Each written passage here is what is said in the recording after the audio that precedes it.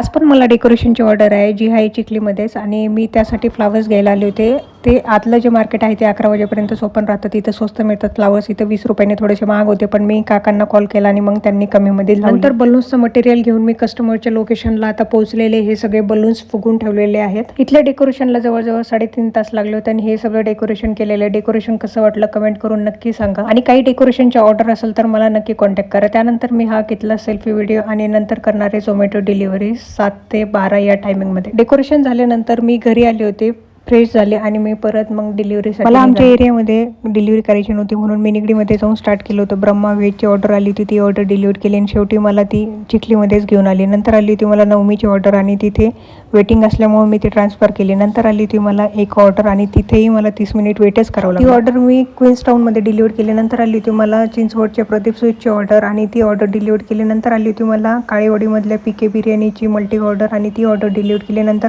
वाकडच्या वराठीची order आली होती, ती ऑर्डर डिलिव्हर केली. नंतर वेफिलियसची ऑर्डर आली होती वाकडमधल्या. नंतर आली होती भूमकर चौकमध्ये जोश आहे तिथली आणि ही ऑर्डर मला जवळजवळ घेऊन गेली होती घरापासून 18 किलोमीटर लांब. आता 11:15 वाजून गेले होते. मला वाटलं आता घराजवळची ऑर्डर देते, पण नाही, त्यांनी ऑर्डर दिली जेवढीचीच केक मॅनची आणि ती ऑर्डर डिलिव्हर केली. नंतर आली होती मला द चायनीज कट्टाची ऑर्डर आणि या ऑर्डरला पण खूप जास्त वेळ गेला कारण कस्टमरने जे लोकेशन टाकलं होतं ते त्यांच्या लोकेशनपासून 2 किलोमीटर लांब होतं. त्यांनी रिटर्नमध्ये काही वेगळं लिहिलेलं होतं.